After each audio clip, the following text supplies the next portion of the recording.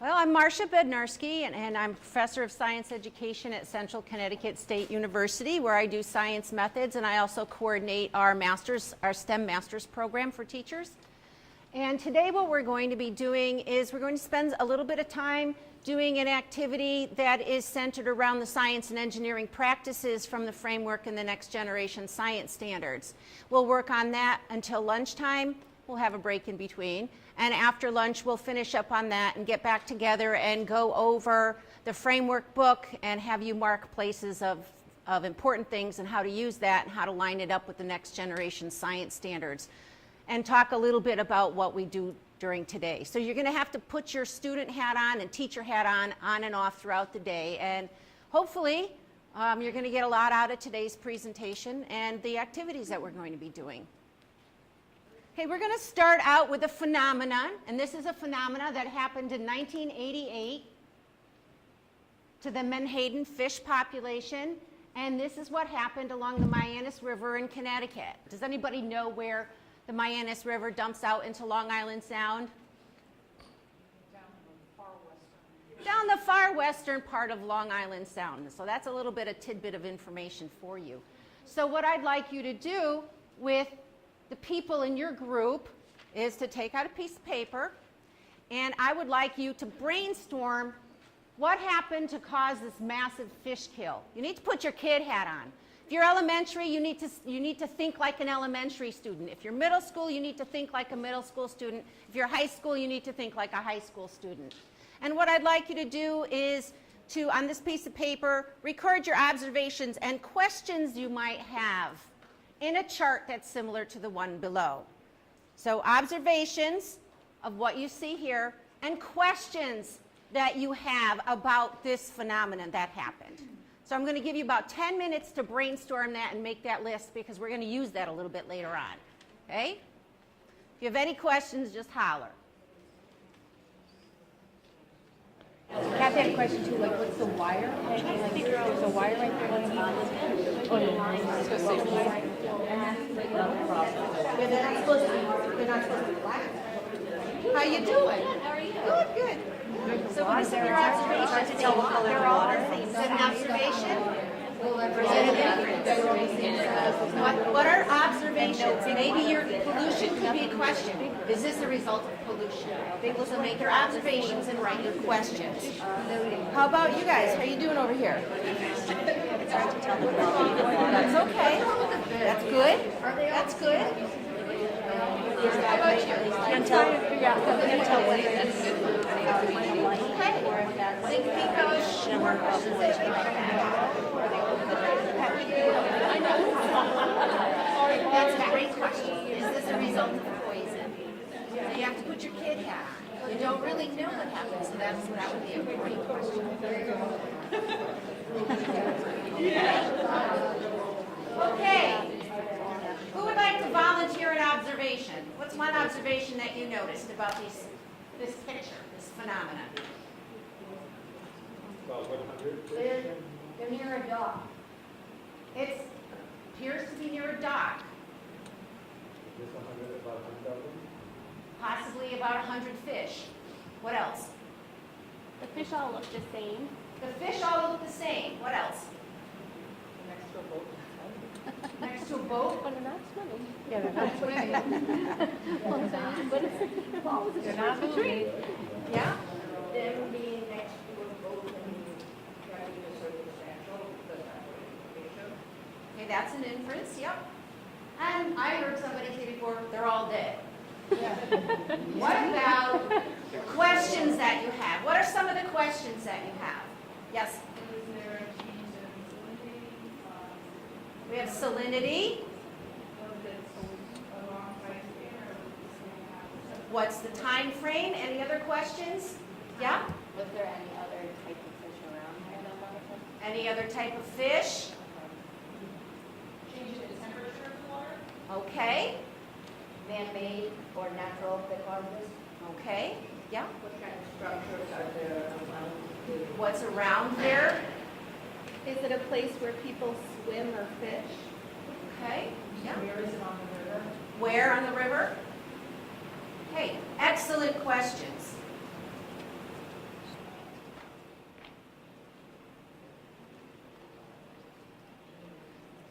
Exactly. We're going to work on those questions a little bit later when we go into the breakout rooms.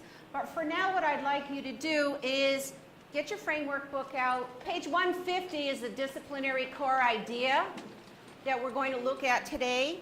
And it's ecosystems, interactions, energy, and dynamics on page 150. And there's, it's LS2, Life Science 2. And there's an LS2A, which is interdependent relationships in ecosystems. And if you turn the page, there's an LS2B, cycles and matter, energy transfer in ecosystems. And then what we're going to focus on today on page 154 is LS2C, ecosystem dynamics, functioning, and resilience. They also give you some questions in the framework. An excellent, essential question. What happens to ecosystems when the environment changes? For those of you that aren't familiar with the framework, after each of the disciplinary core ideas, it gives you a description of the content that needs to be focused on. And this one starts at the bottom of page 154 that talks about ecosystems are dynamic in nature, their characteristics fluctuate over time. It goes on to the next page. It also has something called grade band endpoints. As teachers, you need to know what those grade band endpoints are. So they come as a grade, at the end of grade 2, what the kids need to know. By the end of grade 5, what the kids need to know. By the end of grade 8, and by the end of grade 12. So as a teacher, you can expect that those students coming into your classroom are going to know what is at that appropriate grade band. So as elementary teachers today, I would like you to focus in on by the end of grade 2, and I would like you to read that piece. If you're middle school teachers, you need to focus in on the grade band endpoint by the end of grade 5, and high school teachers need to read the one by the end of grade 8. That's your content background information for this particular topic, this disciplinary core idea.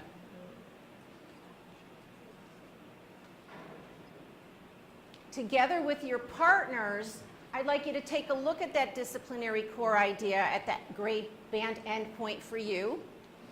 And I would like you to put your teacher hat on and make a list of the vocabulary and the concepts you think are related to that grade band endpoint. And write that down on the paper that you just wrote your observations and questions on. Like survive, middle school? Survive. Elementary. So you look at the grade band endpoint number 2 for grade 2 and come up with a list of vocabulary and concepts that you think would be related to that topic. Okay? Anything else?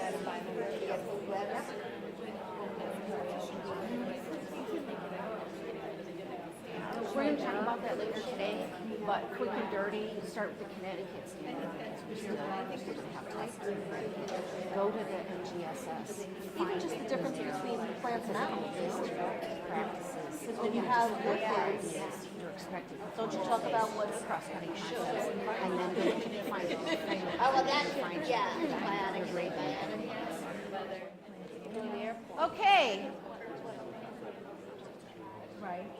Now that you've seen the phenomenon, and you've made some observations, and you have lots of questions, and now you know what it is you're supposed to know at your particular grade level, you're going to combine all of that information and create a model.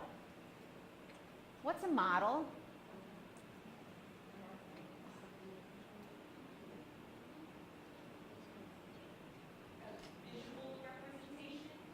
A visual representation. Anybody have any other thoughts? Yes?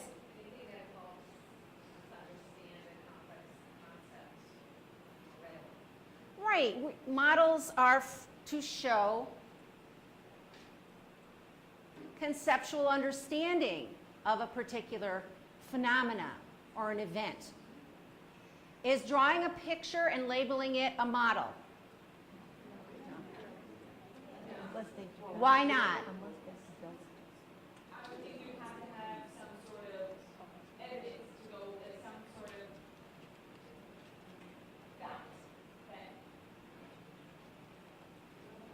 Maybe some kind of a concept explanation in there as well.